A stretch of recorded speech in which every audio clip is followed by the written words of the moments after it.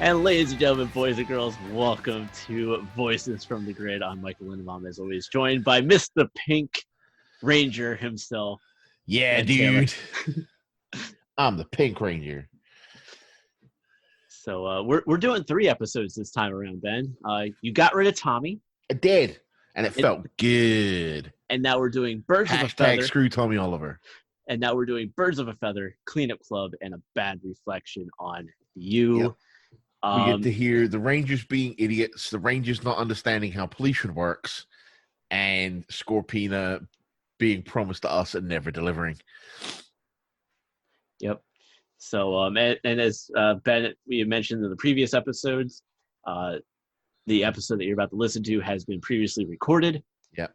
Due to things that are kind of out of our control, we had to do some we changes. had to re-record the intros, so some of the transitions between intros and the main body and the outros, because we had to re-record the outros as well. Yep. Are going to feel a little bit disjointed for most of season 1. Yeah. The earlier episodes will sound fine. Probably anything up to and through Green with Evil sounded okay. Yeah. So essentially, from our season debut with episode 1, Day of the Dumpster, all the way up to episode 9, which is the Green with Evil Part 5 episode. Yeah. Those are all re-recorded completely. Yeah. Whereas episodes 10 through 28, with the exception of episode 23, we had to re-record intros and outros for them. Episode 23 was an episode that was not recorded yet, so we got to record that fresh. And the season finale was recorded. Season finale is going to be a thing. It's going to be a thing. Yeah. But yeah, so please listen and enjoy the rest of the episode.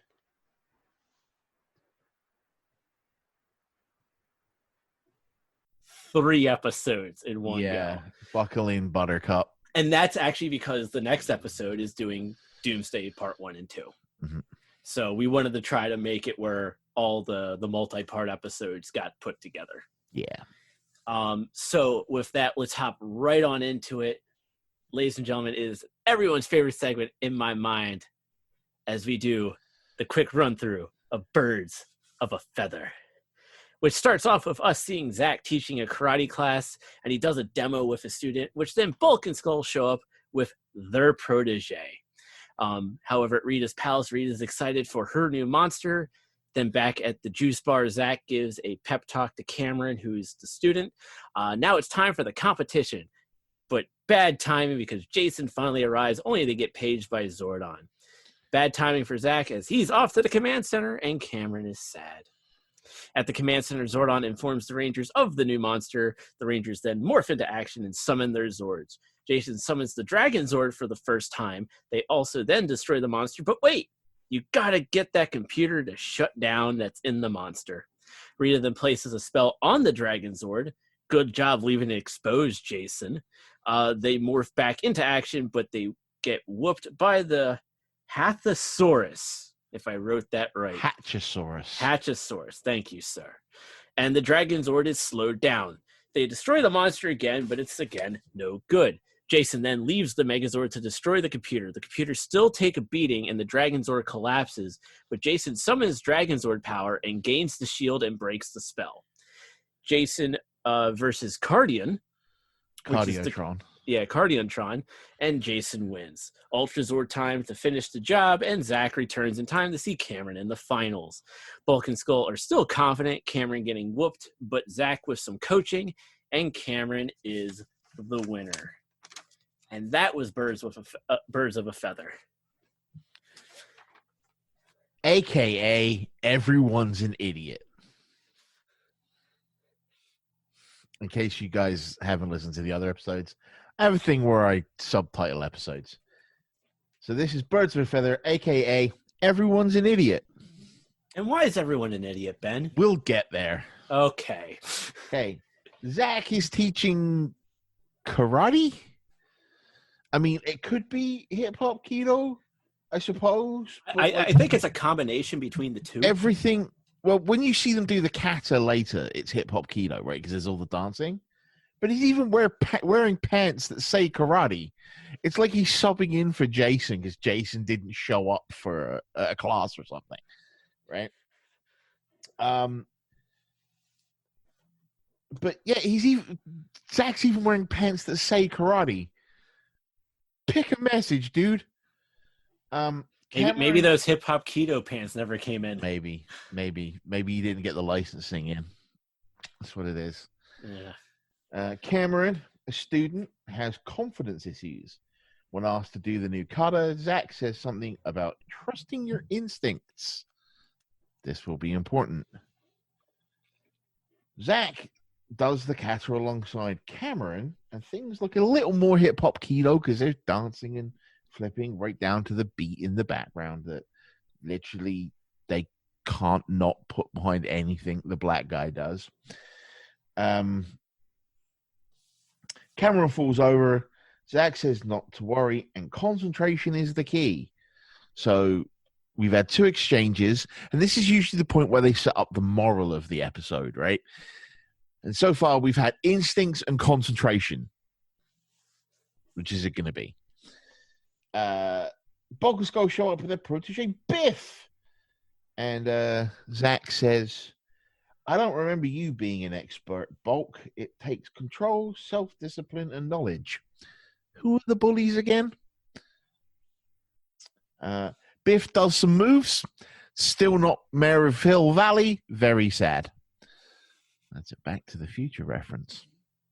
Not the last one. So we cut to the moon. Rita, yada yada. Power Rangers destroyed something. Goldar. So the Hadrosaurus is apparently going to, quote unquote, according to Rita, stop the Dragon Zord. Okay? Bear that in mind for later. Because it'll never happen. Back to Cameron and Zach, and Zach's all, don't let Biff psych you out because he's bigger than you. Biff, if anything, is smaller than Cameron.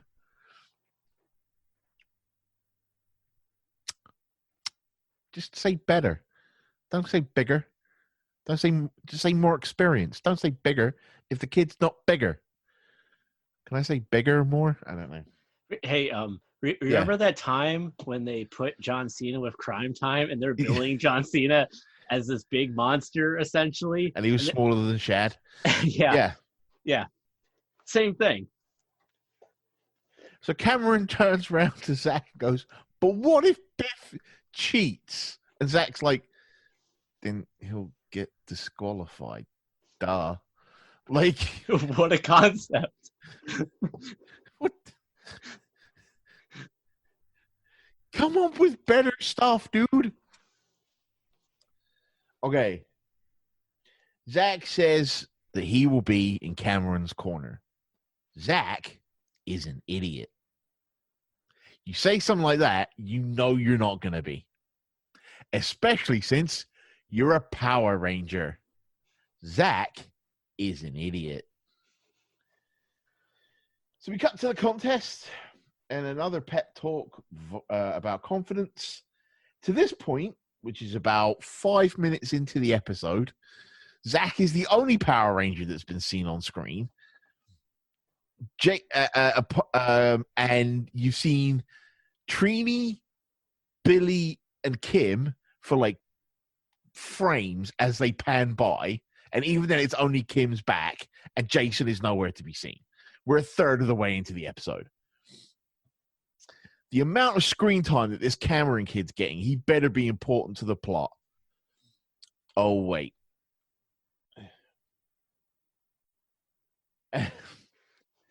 And of course, Zach and Cameron have a handshake because this is the 90s and they're both people of color.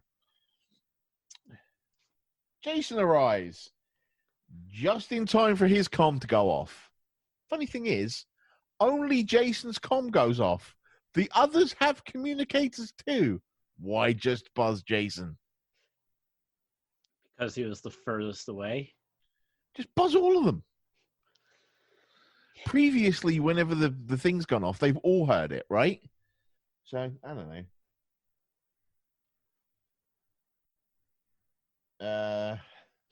But also in a way, could you see it as the way of like still establishing the fact that Jason is the leader, so he would be the first sure, but I mean, logically, that's imagine the only thing what would happen if like Jason didn't have his communicator. Yeah, then you obviously just communicate the other Rangers, or you just buzz all of them and see who answers first. Yeah.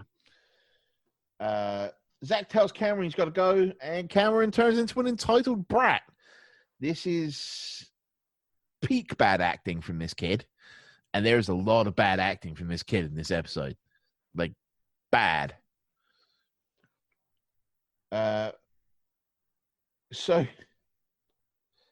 they teleport to the command center, and Zordon starts expositing about this beast. He's like, "This is Hatchosaurus, and he has Cardiotron inside him, and blah blah blah blah blah blah." How does he know this? Isn't Finster making these monsters up as he goes? Well, or does he have some kind of encyclopedic knowledge of all the monsters that Finster could ever make? So it kind of, it's interesting because when we did earlier episodes of the show, there was a backstory to some of these monsters and stuff like that. So, and of course, if there's a backstory, Zordon knows about them because he dealt with them then. Right, but there isn't for this one. And exactly, there isn't for this one, but there's always been the on-running joke that Zordon does have the encyclopedia of all of Rita's monsters. Right. 5 minutes 23 into the episode. Your mission is to get inside Hatchosaurus and disconnect Cardiotron. Direct quote from Zordon. How do we do that? Zach asks. Have confidence in your skills, Zordon answers. At that point, Zach should have answered, that's not an answer.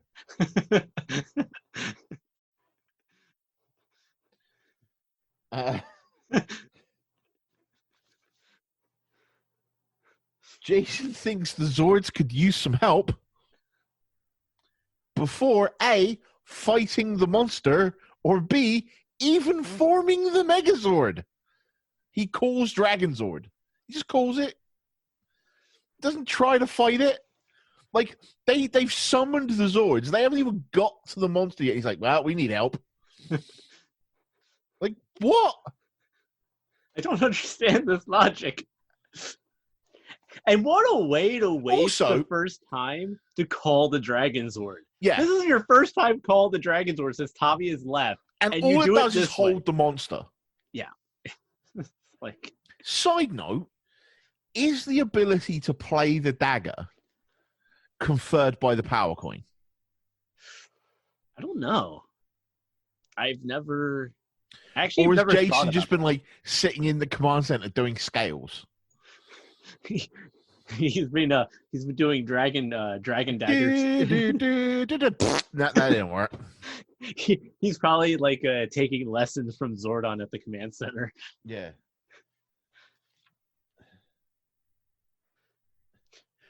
And then they get in their sword. Then they get there, and Trini yells, "Look out, it's attacking."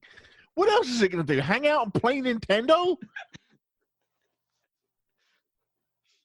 Like, come on, Trini. For those of you young enough not to know, people like Ben and I played Nintendo and Super Nintendo before there was an N64 or Nintendo Wii. Yeah.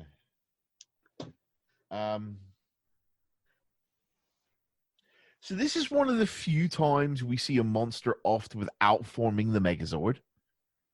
Right? At least the first time they off the monster. One of the few times, yeah. That's what I said. It's one of the few times. Yeah. So far. I guess they didn't need the help after all if their basic Zords could beat it. Right?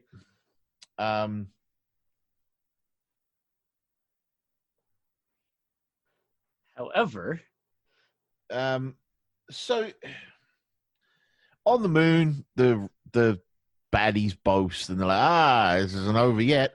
The Rangers are forcibly recalled to the command center and are shocked when the Hatchosaurus is not defeated. Remember at 5:33 when it said You must get inside and disconnect Cardiotron. The Rangers are idiots.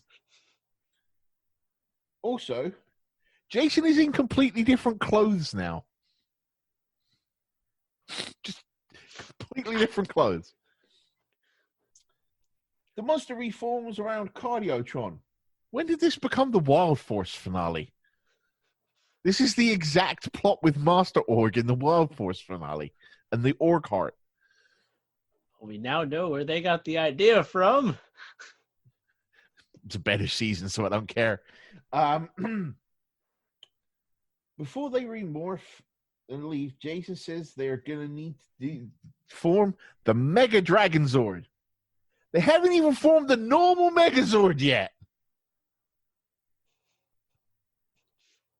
Like, we're skipping ahead steps, guys. Like, come on. Remember that thing that, like the 3 rules that Zordon gave the Rangers when they first became Rangers? And one of the rules is that you're not supposed to escalate the fight. Right. This is definitely escalating the fight. Right. Back on the moon, Rita says the Dragon Zord is easy for me to stop. I have 2 questions. Why? Why haven't you done it before then? And 2, wasn't Hatchosaurus supposed to do that?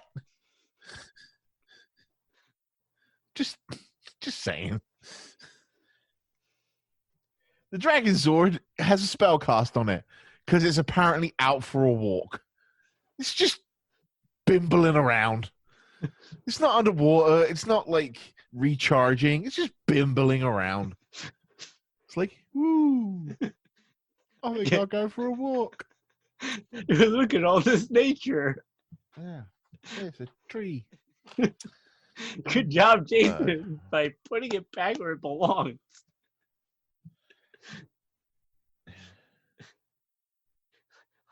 Like, he made sure the Tyrannosaurus. So they cut back, and Zordon says there was only one way to defeat Hatchosaurus, and Billy says we have to disconnect Cardiotron.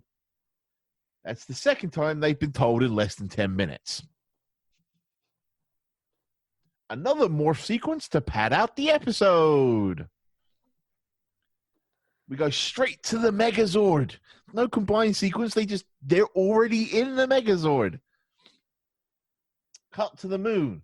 Rita says he's winning. Not one punch has been thrown. I guess that's as close as Rita gets sometimes.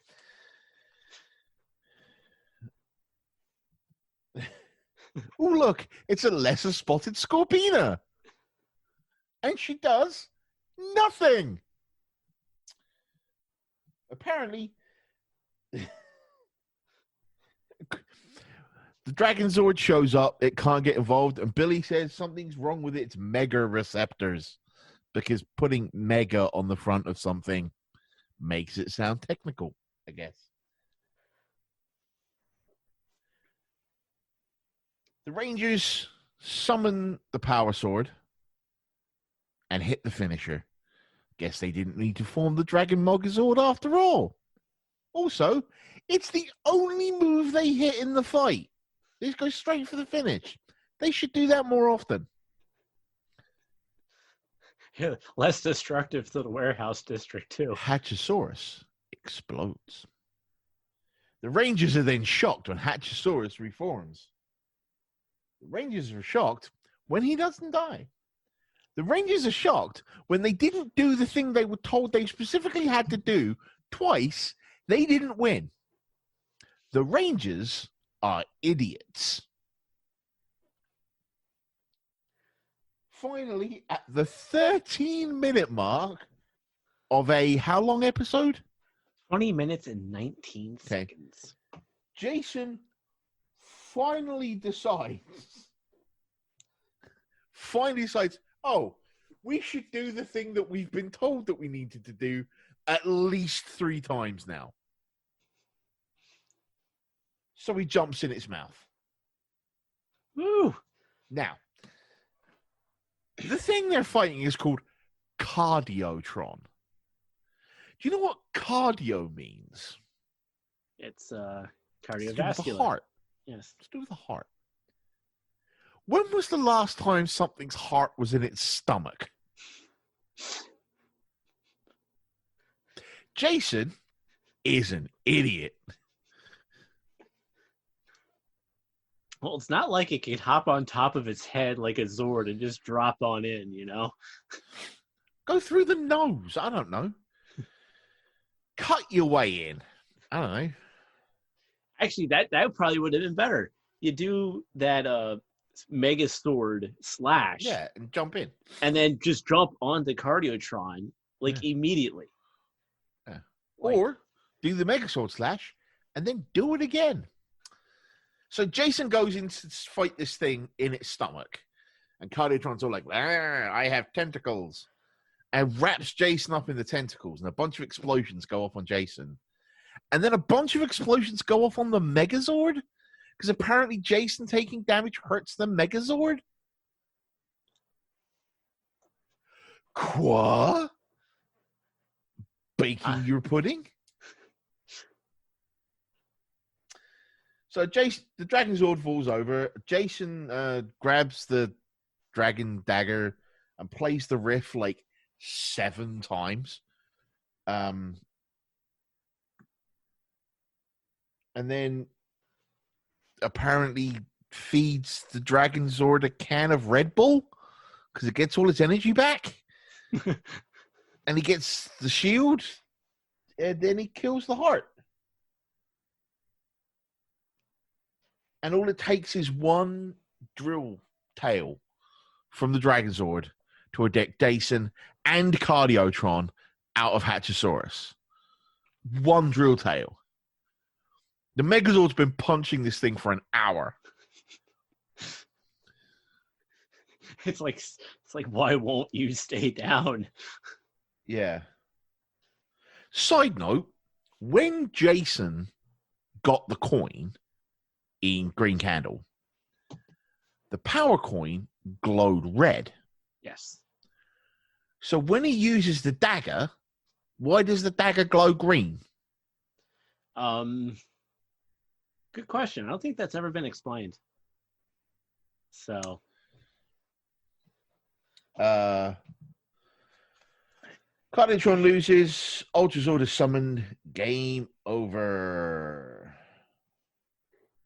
And then we get to the wrap up. They get back. Cameron and Zach have a conversation. To quote Zach,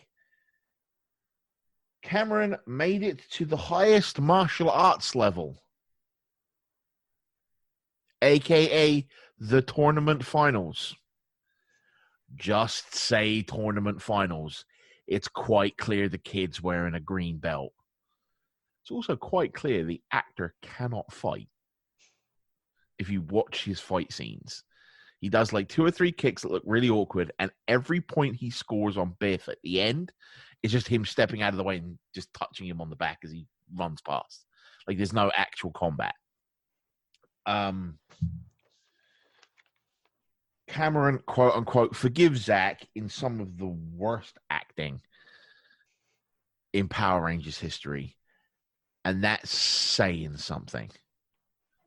Right? Yep. Biff shows off. Still not Mayor of Hill Valley. VV sad. And at the end, it really is just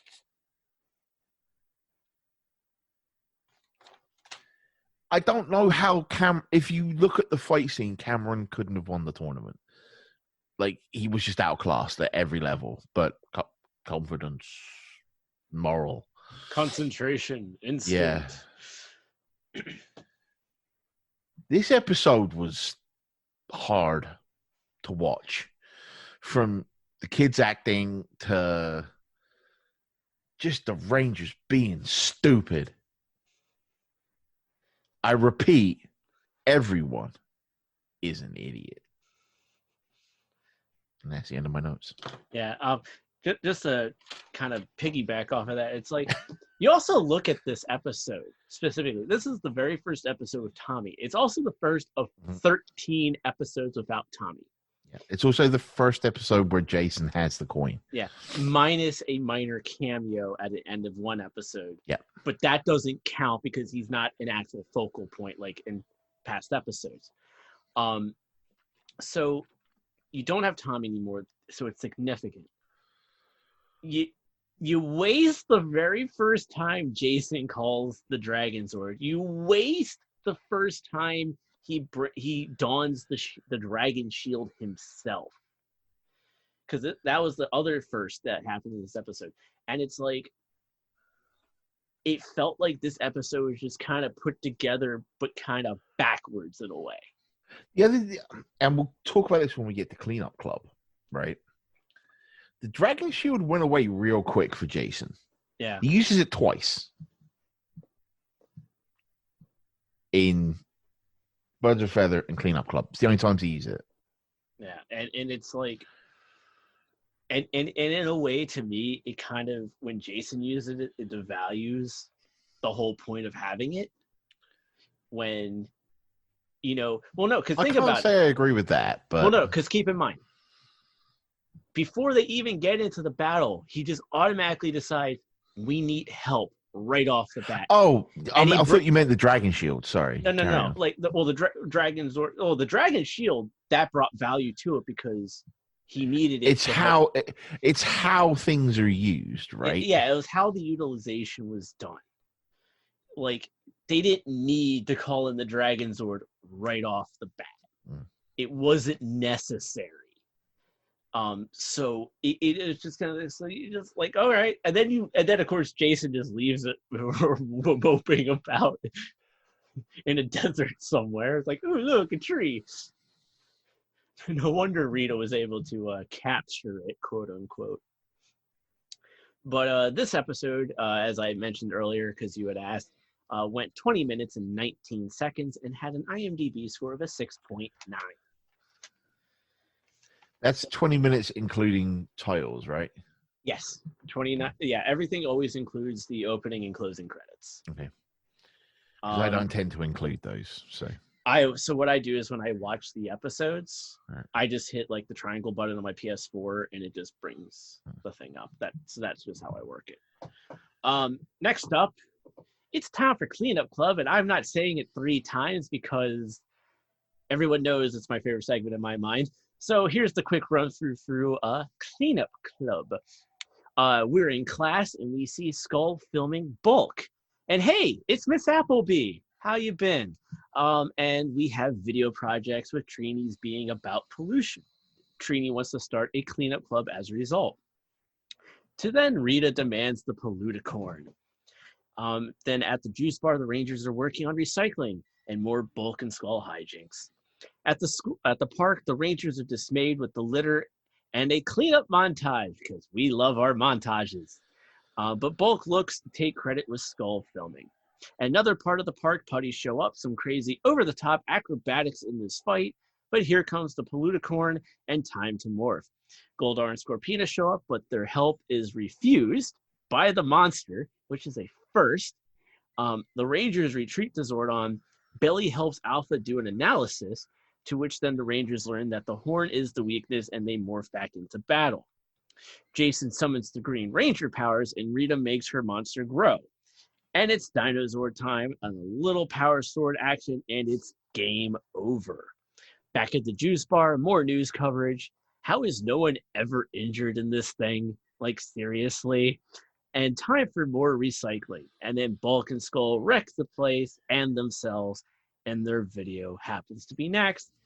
And it's a disaster piece. It is truly a disaster piece. Ben, from one disaster to another, how's your notes on this episode? This is Cleanup Club, a.k.a. the most formulaic episode ever. If you want to know how to write a Mighty Morphin Power Rangers episode, watch this episode. It is the beats in their most pure form, right? Yep. Because we start with a heavy-handed moral. We have Bulk and Skull doing stupid stuff. We have a monster that doesn't do what it's supposed to do. We have Scorpina not doing anything. We have Billy doing science wrong. And then we have a Zord fight. It is the most formulaic episode ever. So,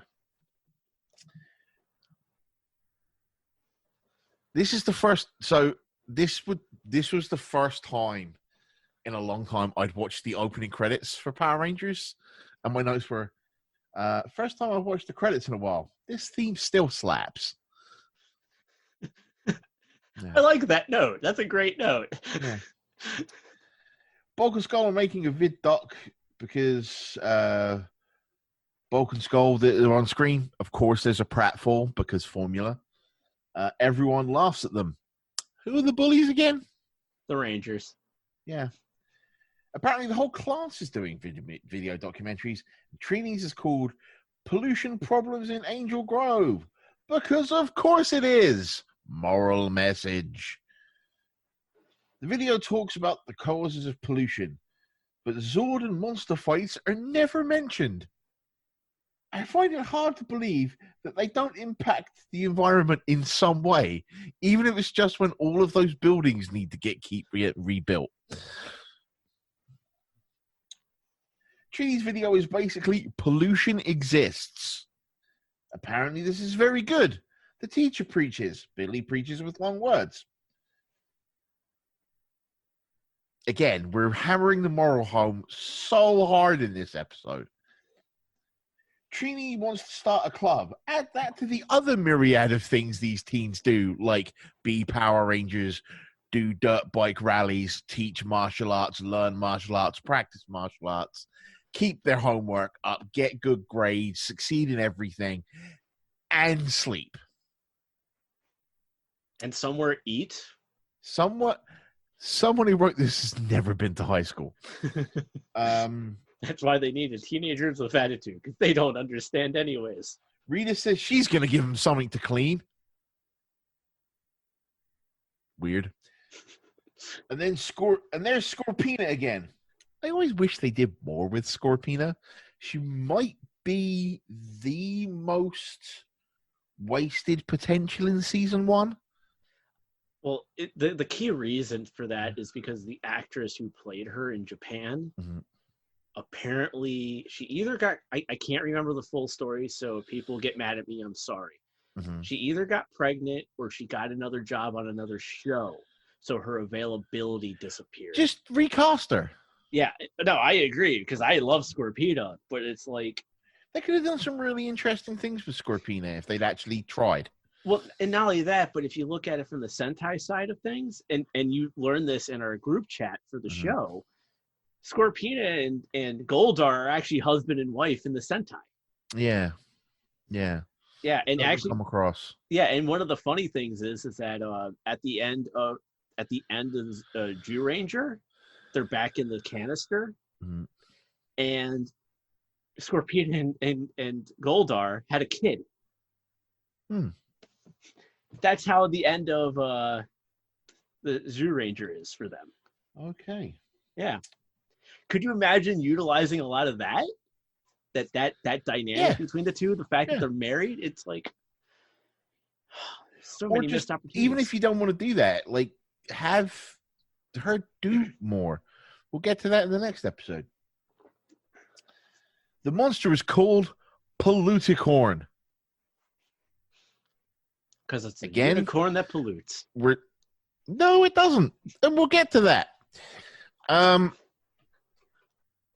Again, the formula. It's a thing and a thing portmanteaued together. There's a lot of that when it comes to monster names. So, at the juice bar, the teens are all doing useful things. Jason and Zach are crushing cans. Billy is labeling recycle bins.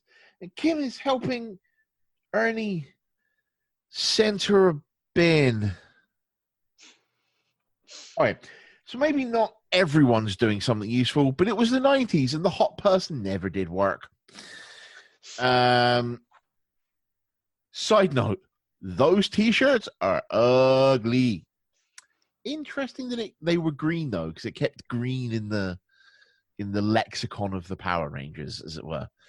Is there the color palette of the Cat Power Rangers? I guess it's the color version of lexicon. I think there is, because the primary colors have always been.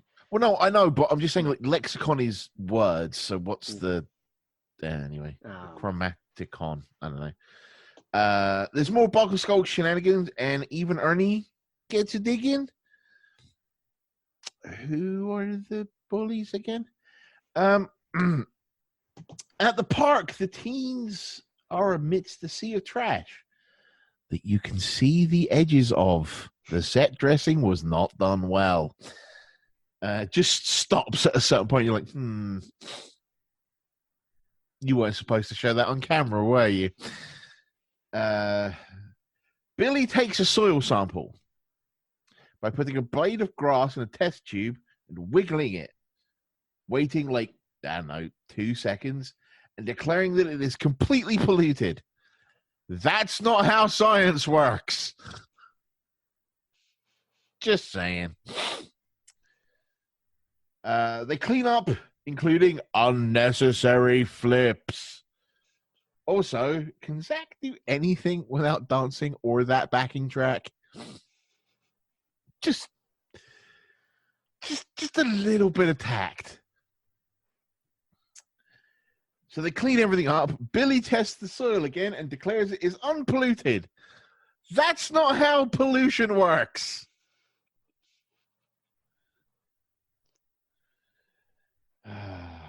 We are 8 minutes into the episode at this point. 8 minutes into how long?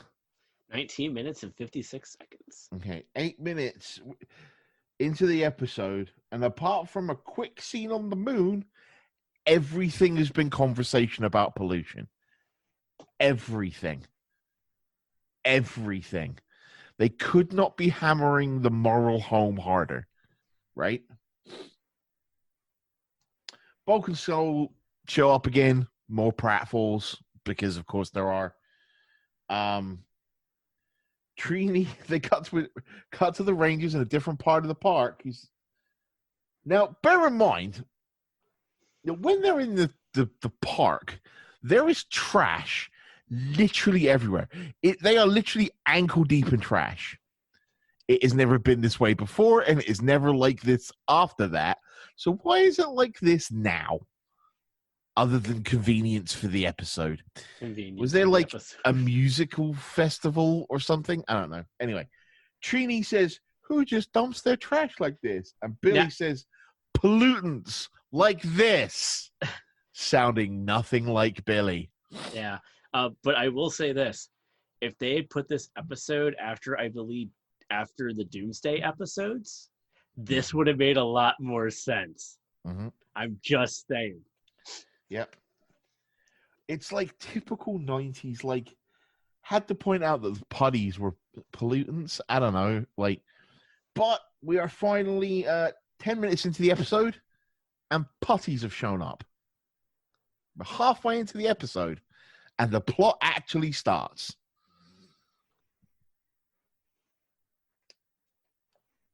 There is a fight with cleaning puns.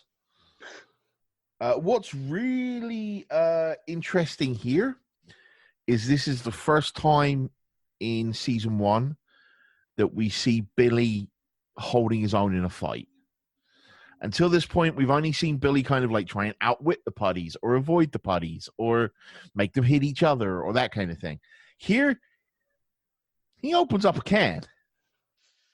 Right. Yeah. And if I remember right, this is the one where they had kind of tag teams, like Zach and Billy and Kim and Trini, or is that a later? No, I think that's a later episode. That's later. Billy's ADR in this episode is way off. It sounds nothing like him. It almost sounds like the dude they get at the end of Zeo, Zeo, to be like, I'm staying on Aquitar. It almost sounds that bad. So the putties leave and Polluticon appears. Or, the monster horse, as Zach calls it. The monster horse. The monster horse. They should just have Zach name everything because it makes more sense.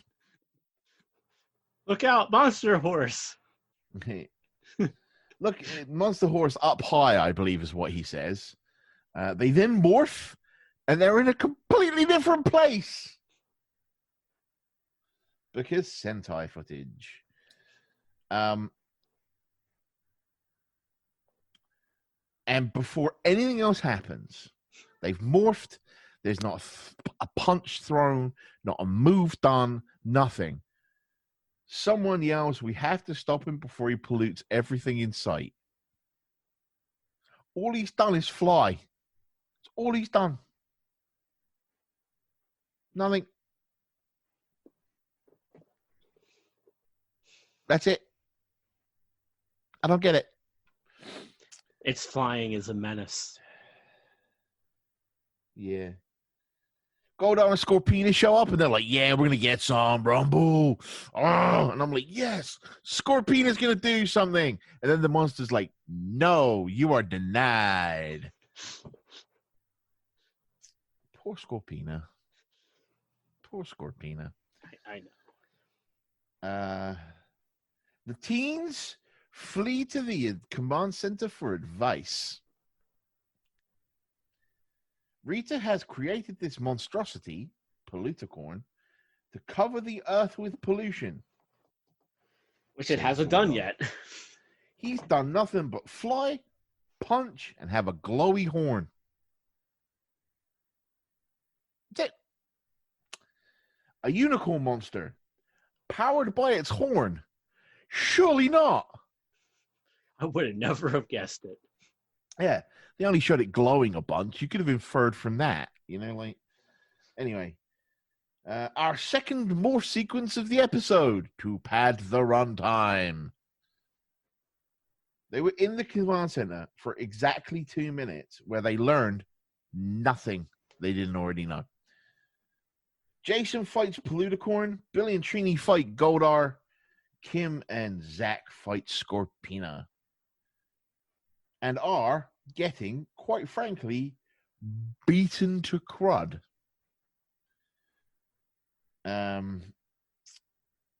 Jason summons the Dragon Shield for the second and final time. That's it. They made this big thing, this big ceremony is Tommy handing over the coin, of Jason accepting the Dragon Shield, and then after 2 episodes, we never see it again. Rest in peace, Dragon Shield.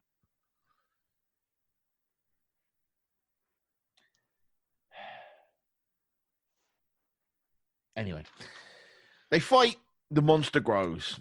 Then there's a Zord fight. There's no extended merge sequence. There's nothing else. In fact, this might be one of the quickest Zord fights in history, because from the moment from them summoning the Zords to the Power Sword swipe is 42 seconds.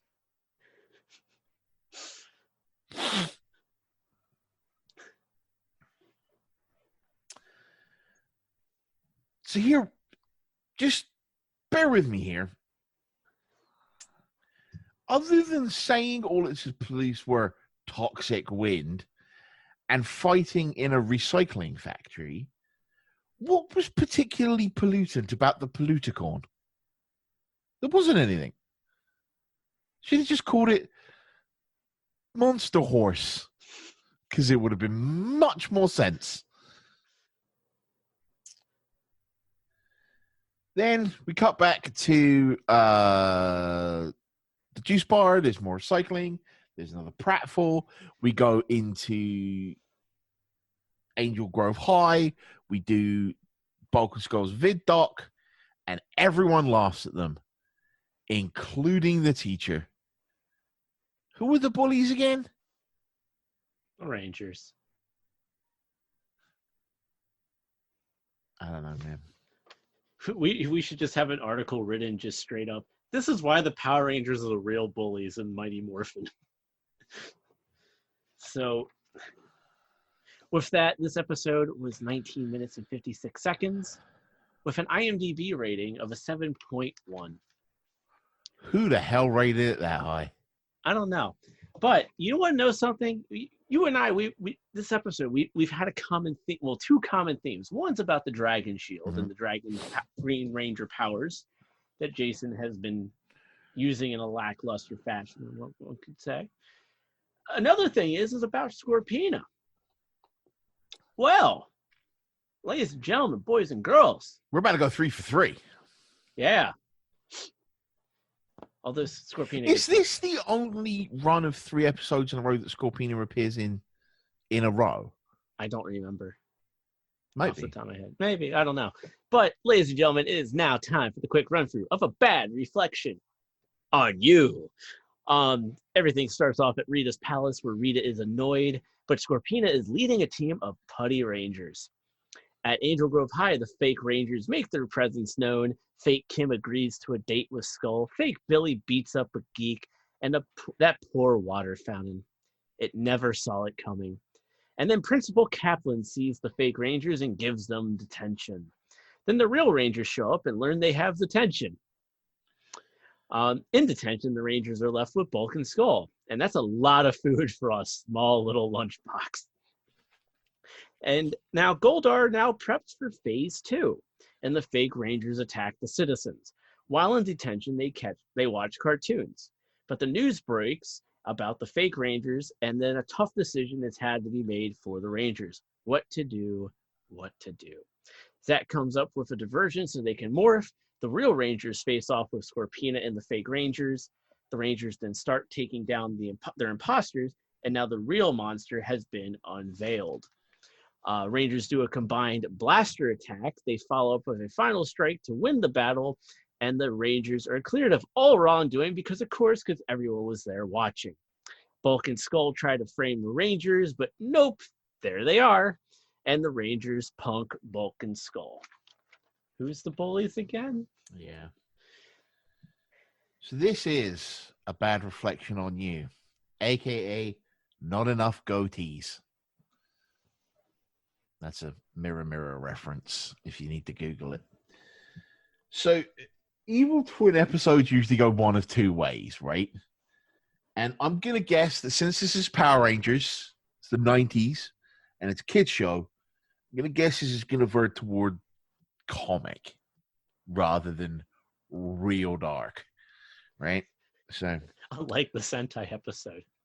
I haven't seen the Sentai episode. So. In an unusual move, we open on the moon. Most of the time, when we start an episode of Power Rangers, we're starting with the Rangers establishing the moral of the episode, right? As we established very heavily last episode and the episode before. This time, we start on the moon with Rita and co. And she says how Twin Man, she talks about Twin Man, and Goldar babbles about Scorpina leading the team. And there's this weird shot of Scorpina. Like, it's a cross between, here's this person you've never met before, and look how hot and dangerous she is. Like, it's this weird, like, do-do-do kind of shot. And you're like, yeah, it's Scorpina. She's been useless for like 3 episodes now. Apparently, she's leading this mission. We'll get to that. There's lots of boasting, and this squad of Babu out of nowhere say, looks like we've got our work cut out for us. Like they're the ones that are going to be fighting Twin Man.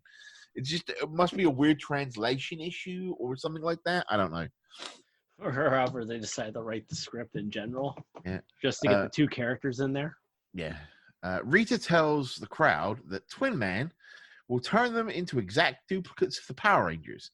In the crowd are Scorpina, 6 Putties, and Goldar. And what I assume is Tin Man. So 8 Rangers?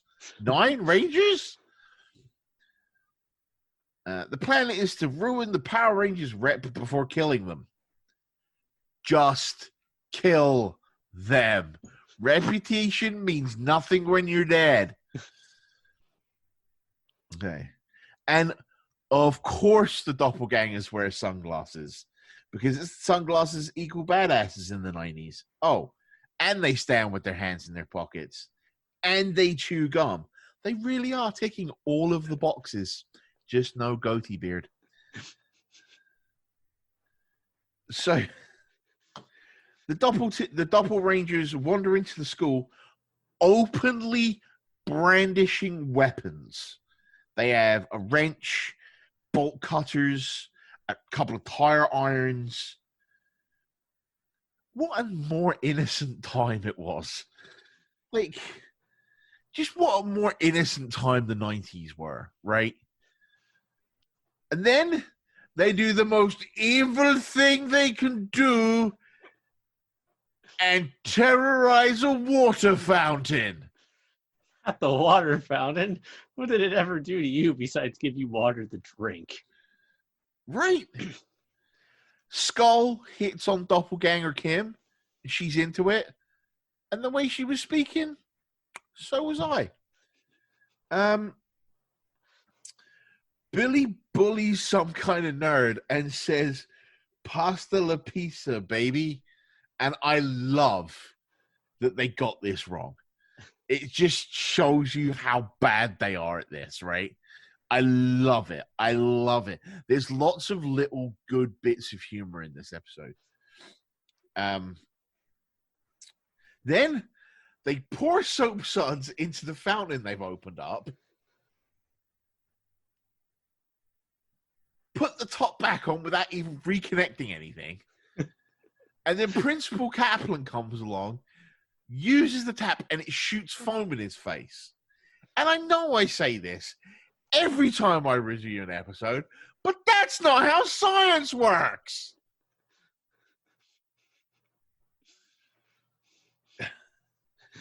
And Jason, with the... he just stands there and goes, "This is only the beginning." Like some Doppelganger Jason is a dork. I've written here. Exit Doppelgangers, enter the regular Rangers. Straight into detention. So Kaplan has them in detention, right? And it's like, "Yeah, I gotta leave. You all need to stay here." Is he the only teacher in the school? He's calling another teacher to watch detention. Well, they also have Miss Appleby, but you don't know where she is sometimes. Bulk and Skull offer to fill in the teens on how things work. And there's a great joke here. There's an absolute subversion of everything you're expecting.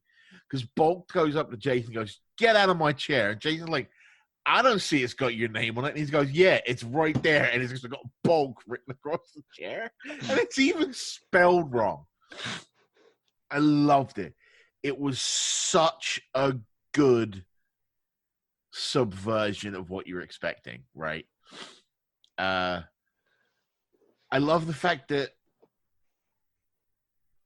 Bulk and Skull are in detention so much that Bulk's got his own chair, right? He's got his own seat.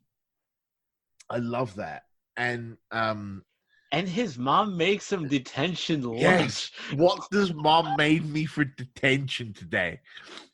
And there's the great sight joke of the never-ending bottomless lunchbox. Oh, chef's kiss. That's the kind of comedy I love. The teens laugh at Bulk and Skull, who are the bullies again. And then the Doppel Rangers morph and attack Angel Grove. There's a convoluted plot device with Bulk bringing a TV to detention so that he can watch his favorite cartoon in order to get the teens in front of a news report to show that they're being doppelgangered, right? And there's a moment in the news report where the news anchor goes, "The Rangers are acting like the hoodlums they used to put out of business." I'm not sure you know what hoodlums means. Hoodlums are rioters and that kind of thing. That's not what the Power Rangers deal with. They deal with supervillains, dude. So, we cut quickly to the command center, and Alpha and Zordon are like, we can't tell those aren't the Power Rangers. What? Anyway, the Rangers have a hushed conversation about how they're going to get out of detention. But Bulk and Skull can clearly hear them. Clearly hear them. They're less than 3 feet away. And the Rangers are adamant that the only way they can get out is to morph. Right? Yep. They've teleported in non-morph form before, so why can't they do it now? They can't have Bulk and Skull see them do it. No. They're adamant that the only way out is to morph. Oh yeah, that. No. Well, I think the logic behind they have to morph out instead of just transport out the way they are now. Yeah.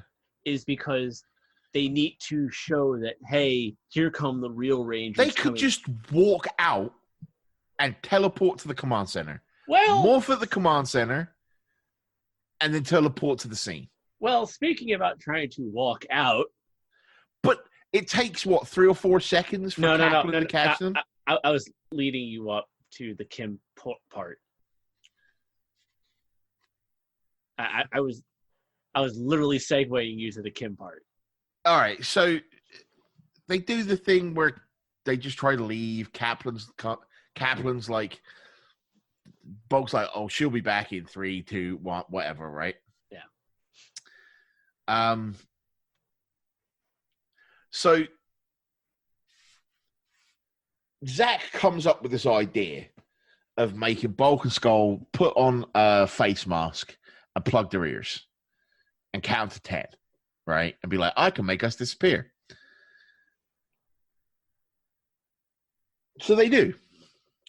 And Bulk can hear Skull counting behind him because he's reacting to it. But he can't hear Jason yell, it's morphing time. Jason doesn't even whisper it. Then there's a Ranger on Ranger fight scene, which has some really cool fight choreography. Some super cool fight choreography. And that's it. Because that's the 12-minute mark of a 20-minute and 6-second episode. And the rest of the episode is utterly unremarkable, with the exception of the fact there's no Zord footage. Rita doesn't make this monster grow. They just shoot it with the cannon and it's done. Right? That's it. Yeah. Bish, bash, bosh, done. From 12 minutes onwards, if you take off like the minute and a half for the final credits, right? You're looking at 5 minutes of just fine. It's just Power Rangers. It's just a really good fight scene, followed by a lackluster fight scene against a monster, followed by them bringing them together and shooting it. The one thing that I will note, because I've not talked about this before, is Trini's power daggers. One of the things I've never enjoyed about the power daggers is when she throws them at something and they bounce off them. They don't stick in them like daggers would. They just like, bunk. And I'm like, that doesn't. Well, the same goes for the power lance with Billy. If he throws it, it just bounces off him. It doesn't stick. Yeah. But most of the time he uses it as a staff. Yeah. Trini's are like throwing daggers. That's what hers is designed to be. When she throws them, they hit people on the flat and just bounce off. It's not even an explosion. Well, and not only that, but the same can actually also be said for Kim's bow. Yeah, when she shoots the arrows. I mean, you'll get an effect out of it, but it just still bounces off him. The one thing that this episode is absolutely notable for is, well, there's 2 things that I wanted to bring up. One is Scorpina, because she is leading the episode. She is leading the team.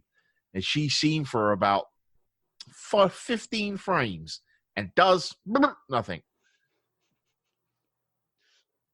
And the Are, other thing, are you okay, Lewis Black? yeah, right.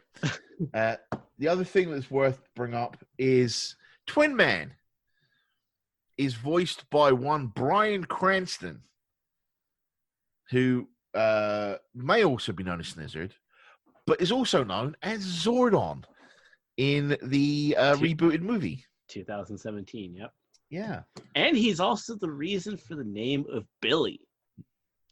I didn't know that. I knew that he was Billy Cranston. I didn't know that he was the reason. So Billy Cranston was actually named after Bryan Cranston because apparently one of the producers is a huge fan of Bryan Cranston's work. Mm-hmm. And I guess they actually had him record the audio for some of the monsters ahead of time. Yeah, he did. And they're really big on that. And they're like, yeah, so that's how the whole Billy Cranston name came about. It was actually done. He did two monsters. He did Twin Man and he did Snizzard. Yeah. But they're huge fans of Bryan Cranston, and they did that as a tribute to him. Yeah. And then how ironic it is that he ended up doing voices on the show, and then eventually became Zordon. Yeah. Like how crazy is that? Yeah. So, but yeah, reflection on you is just kind of ends because. Well, not only that, but also keep in mind, you have the thing, like, after they finish defeating the monster, the crowd just runs up to the Rangers and like, oh, good job, Rangers. Like, nothing ever happened. It's like, oh, we knew they were fake all along. There's like a TV reporter right there going like, and the Rangers are absolved of all wrongdoing because yay. But one of the most interesting things about all of this is that we haven't talked about it, but like there's been this running theme now for a few episodes, not just the 3 that we're talking about now, but even a few even before this one, where there's all this talk about the Rangers on the news. Mm-hmm. And obviously it's building up to something that we'll get in the next episode, which is with Doomsday. Going back to school though, Bulk and Skull go get Principal Kaplan. Yeah, the Rangers come back in, stuff happens. The Rangers bully Bulk and Skull some more. Yeah. So if a bad reflection on you, it ran for 20 minutes and 6 seconds and had an IMDb score of a 7.8. I don't know who's ranking these things, man. Like, I don't know. Because over the last couple, and I know I bring up every time I'm on the show, but I've been watching Low Speed Rescue, right? Because Carter Grayson's a badass. And every episode has some slight knock-on to the next episode, right? Even if it's just a very subtle way. And I don't know, man. Like, there's... And I talk about this in one of my articles, and it's just... I call season 1 the bloated, overgrown mess that started a phenomenon. And it's episodes like these 3 that prove that, right? Like, they didn't need to exist. They don't do anything for the plot other than write the Dragon Shield out. And they don't even write the Dragon Shield out. He just never uses it again. Right? Yeah. And look at the de-escalation as well from the first episode that we talked about at the beginning of this episode to Bad Reflection on You. Yeah. You went from escalating things quickly by bringing in the Dragon Zord and bringing the shield in to just bringing the shield in to not even utilizing any of it at all. Not even using a Zord. Yeah. So it's like the de-escalation throughout these 3 episodes has been so insane looking at it. But it's weird. Like, this little trilogy should just be it's the trilogy that sums up how much Scorpino was wasted. Yeah. Right? I think the only little acorn that you can get out of this is that with that news feature. Right. That stuff. Like, the more they do stuff, it builds up to this thing that's going to happen in Doomsday. Yeah. And so in a way, yeah, you want to build it up for a few episodes. You don't want to like say do 2 episodes of like the news thing and then automatically go into that. You have something like the Rangers versus the fake Rangers Yeah. lead into it. So like I can understand certain reasons for wanting to do it. Like, as we were talking about, Cleanup Club is a good episode. No, but it's not. But let me finish. It's a good episode, but it would be a better episode if they utilized it after Doomsday because, like you said, why is there all this trash all over the place? This doesn't make sense. But go to Doomsday. I have to disagree with you. Cleanup Club is not a good episode. Yeah. It's not. Well, okay, but you still see my point, though. Like where you place an episode can make an episode make more sense. That's what I'm more trying to say. And this episode, Bad Reflection on You, makes sense for where it's at because it's leading into the next 2 episodes. Of the 3, yes. Yeah. Whereas Cleanup Club would have been a great follow-up to what's coming up next. No, it wouldn't. The concept of Cleanup Club would have been good. Yeah. And that's the core issue. These episodes aren't good. Their core ideas are great. The idea of fighting a pollution monster. I mean, I can't talk about that. I'm a Doctor Who fan. Like, entire seasons have been devoted to beating up on pollution, right? Like, but I can't.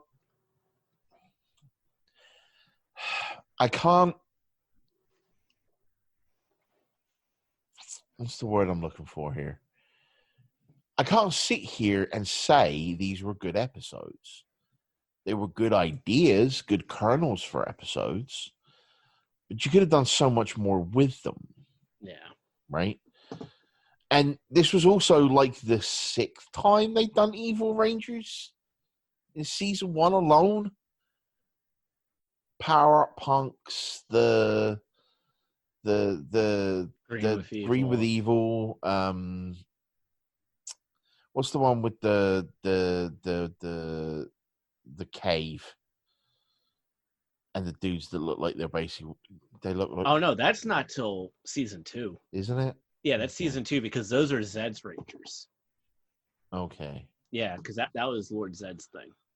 But it still feels like the 3rd or 4th time they've done Evil Rangers in season 1 alone. Right? Yeah, it's definitely the 3rd time. And there will be another time this season, I believe. Yeah. Because they do one where it's more obvious that they're fake Rangers because the boots and the gloves are black on all of them. Yeah. So you'll see it again. And I mean, I don't think a single season gets fake Rangers right till the Psycho Rangers, right? Like, oh yeah, let's be honest. Oh yeah, I think when they do the Psycho Rangers, that's like, I don't think anyone since the Psycho Rangers has been able to top an Evil Ranger. Well, they haven't really done Evil Rangers since then that I can think of. So it wasn't like an Evil Ranger storyline in Wild Force. There wasn't an Evil Ranger story. Well, if I remember, I mean, and I haven't watched it in a while, but Dino Charge, Hyde, if I remember right. I haven't got to Dino Charge yet. So. Yeah, I think in Dino Charge they kind of play with it a little bit with one of them because I know he goes from being evil. They've had the occasional Evil Ranger, like the White Ranger in Dino Thunder, the Platinum Ranger in Lightspeed Rescue, like the Quantum Ranger in Time Force. They all start as antagonists to the group, right? But they're not like evil doppelganger Rangers, right? Yeah. I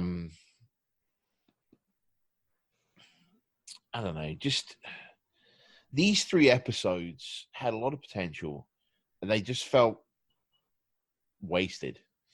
Like the last two we did that weren't a 2-parter were Switching Places and Dark Warrior. Yes. Dark Warrior did not need to exist, right? It's one of the few things that you could throw out the window. Switching Places was interesting because you had Kimmy Billy and Billy Kimmy, right? But again, at its core, it didn't do anything, right? Because Kimmy and like Freaky Friday worked as a movie because the two people that were swapped had different points of view, right?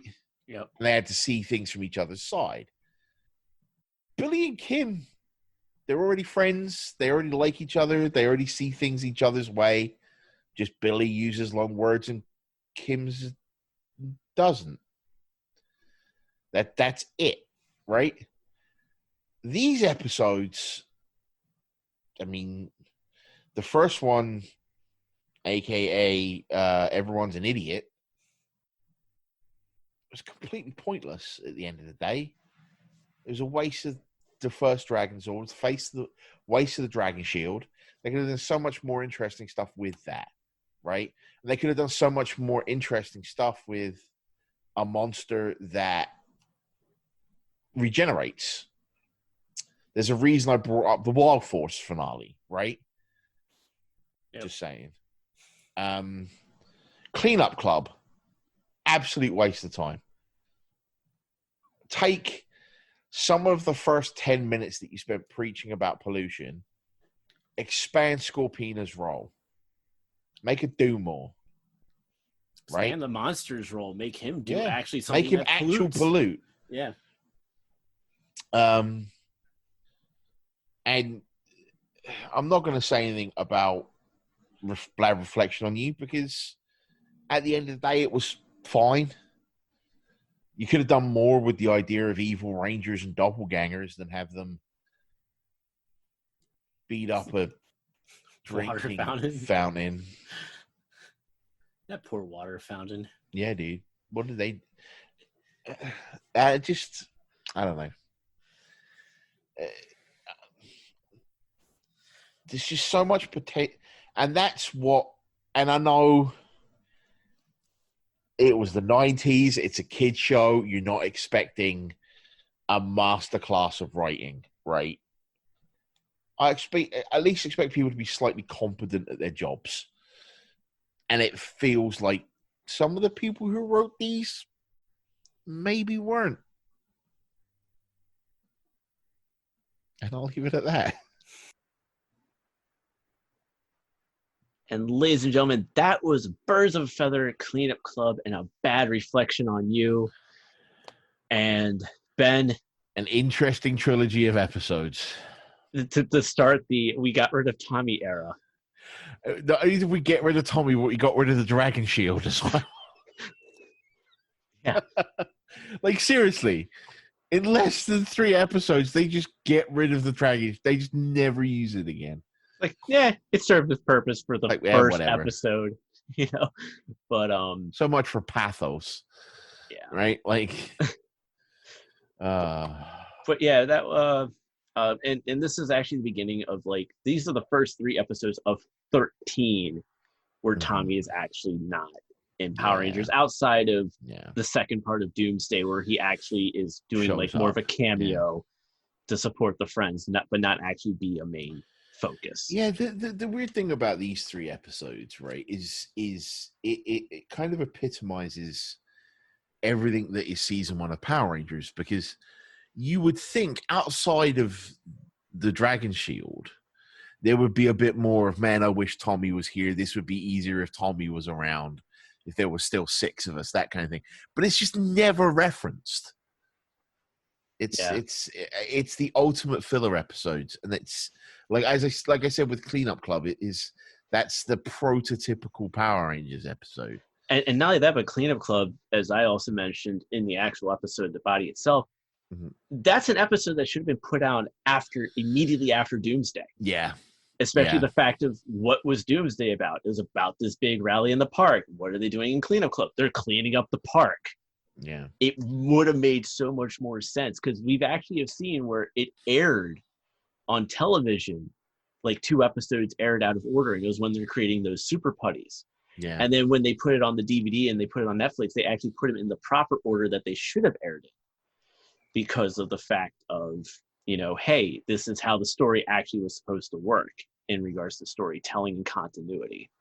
So yeah, but what can we say? Like, it just goes to show how much filler was in season 1. Yeah. Right. Let's be honest. And it was just one of those things where the show just got so popular that they just kept going. Had to keep going. Yeah. So, with that, Mr. Pink Ranger, where can the people find you on the social medias? You find me on Twitter at Bob T. Goldfish. You can find me every 2 weeks over at txhthockey.com/awesomemania. On Voices from the Grid's sister show, Awesome Mania, where we discuss the ongoing shenanigans in the world of pro wrestling. You can also find me every 2 weeks on a Monday at txhthockey.com/VFTG with my columns that are all about my experiences with Power Rangers. Because if you listen to the season intro, the season 1, episode 1 of VFTG, you know that my journey through Power Rangers has really only existed over the last year or so. So I've been documenting my thoughts in columns as we go. They come out every other Monday. Not going to lie to you, these episodes that we're recording are pre-recorded, so I have no idea what column's coming out next, or when, or if I've started rambling and I've lost my mind and just turned it into a "That's Not How Science Works" blog. But hey, now we know what you're gonna do when you're done with your journey. You're gonna just revisit episodes and just write about how the science doesn't work. Funnily enough, "That's Not How Science Works" is one of the nicknames I originally pitched for this podcast. So there you go. And you can find me doing the video game thing over at twitch.tv/321_TV. Yep, with my good and dear friend, Jordan, Mr. N&J Johnson, and whoever else decides to stop by to play some games. If you want to know when we're going live, follow me on Twitter. Yep. And as always, you can follow me on the Twitter at the Lindenbaum75, Facebook at facebook.com/X75Productions. Of course, everything on txhthockey.com. And for this show specifically, VFTG, Voices from the Grid. So, with that, Mr. Ben, take us away. That's right. It's me, Ben Taylor, here to say, guys, gals, and non-aligned pals, in the words of the 16th President of the United States, Abraham Lincoln, be excellent to each other. And party on non-gender-specific honorific. And until next time, grab your morpher and may the power protect you.